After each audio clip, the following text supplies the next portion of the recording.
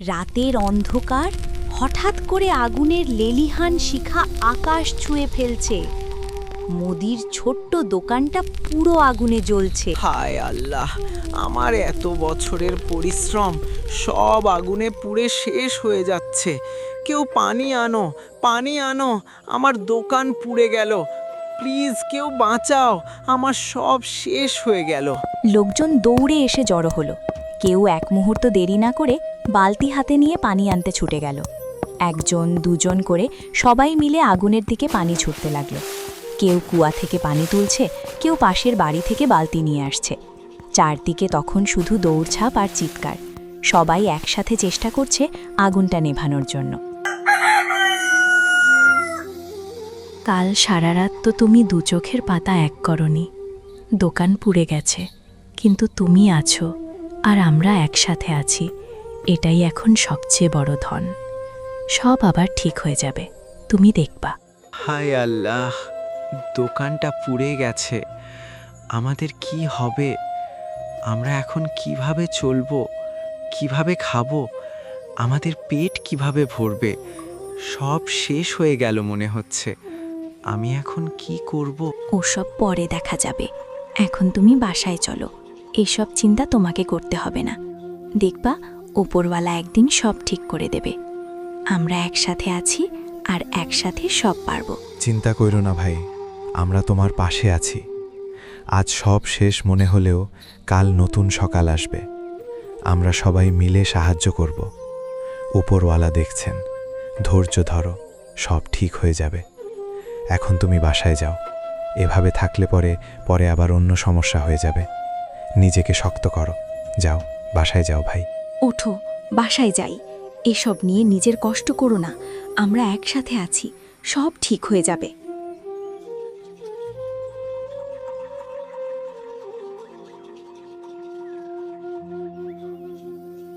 পরের দিন সকালে প্রতিবেশীরা চায়ের দোকানের সামনে দাঁড়িয়ে মিজানের দোকানের আগুন লাগার ব্যাপারে যা বলল।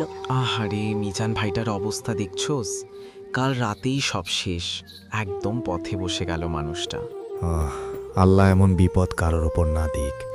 এত কষ্টে দোকানটা দাঁড় করাইছিল, এক রাতে সব শেষ হয়ে গেল। এখন মানুষটা কি করবে, কি খাবে, পরিবার নিয়ে কিভাবে চলবে, ভাবতেই কষ্ট লাগে। হ্যাঁ, কষ্ট বড়, কিন্তু দেখবি মিজান নিজে চেষ্টা করে একবার কিছু একটা করে ফেলেছে। সে হারার ছেলে নয়, কারো কাছে হাত পাতবে না, নিজেই পরিস্থিতি সামলাতে যায়। ঠিক বলছো, সে কখনো হাল ছাড়ে না। আমরা শুধু ভাবি, দেখবি মিজান আবারও সব ঠিক করে ফেলবে নিজেই। এই বলে প্রতিবেশীরা ওইখান থেকে চলে গেল। এভাবে বসে থাকলে তো হবে না, কোনো একটা কাজ খুঁজতে হবে। কিন্তু কি কাজ করব আমি? হ্যাঁ, বসে থাকলে চলবে না। তুমি তো পরিশ্রমী মানুষ, কিছু না কিছু অবশ্যই করতে পারবা। দোকান ছাড়া তো আমি আর কিছুই ভালো করে পারি না। আচ্ছা, আমাদের তো একটা জমি আছে, তাই না? ওই জমিতে চাষ করলে কেমন হয়? চাষ তো করাই যায়, কিন্তু জমির অবস্থা তো বেশ একটা ভালো না। আচ্ছা, যাও আগে জমিটা দেখে আসো। দেখে বুঝে আসো চাষ করা সম্ভব কিনা। ঠিক আছে, আমি যাচ্ছি, দেখি জমিটা কেমন আছে। তারপর মিজান খেতে যাওয়ার উদ্দেশ্যে রওনা হলো। পরে সে খেতে পৌঁছল। জমির অবস্থা তেমন ভালো নয়, কিছু ফসল কুড়ে গেছে, মাটিও শুকনো। ক্ষেতের অবস্থা ভালো নয়, কিছু ফসল শুকিয়ে গেছে, মাটিও ফাটল ধরেছে। হতাশ হওয়া যাবে না, ধৈর্য ধরতে হবে, আরও মন দিয়ে চেষ্টা করতে হবে। ঘরে ফিরেই নতুন পরিকল্পনা করব। বউ, জমি তো দেখে আসলাম, জমির অবস্থা তো বেশি একটা ভালো না। এখন যে আমি কি করি? আচ্ছা, এসব চিন্তা বাদ দাও। এখন তুমি শহরে যাও, সেখানে দেখো কোনো ফলের দোকান নিতে পারো কিনা। মিজানের বউ মিজানকে শহরে যেতে বলল। কেন যেতে বলল? কারণ সেখানে যদি মিজান কোনো কাজ পায়, বিশেষ করে কোনো ফলের দোকানে যদি কোনো কাজ জোটাতে পারে, তবে মিজান সেটাই করবে। কারণ যেভাবেই হোক পেট তো চালাতে হবে। মিজান আগে একজন মুদি দোকানদার ছিল, অর্থাৎ সে ব্যবসার কাজটা বোঝে। তাই এসব ভেবেই মিজানের বউ তাকে বলল শহরে যেতে। তার ধারণা মিজান যদি সেখানে কোনো ফলের দোকানে কাজ করতে পারে অথবা একটা ফলের দোকান দিতে পারে তবে সেটা তাদের জন্য খুবই ভালো হবে। এইটা আবার কেমন ফল রে ভাই? আগে তো কখনো দেখি নাই। এই যে ভাই, একটু বলেন তো এই লাল লাল ফলগুলো কি? ওগুলো ড্র্যাগন ফল ভাই, এখনকার অনেক জনপ্রিয় ফল। ড্রাগন ফল? এটা আবার কি জিনিস ভাই? নামটাই তো ভয়ানক।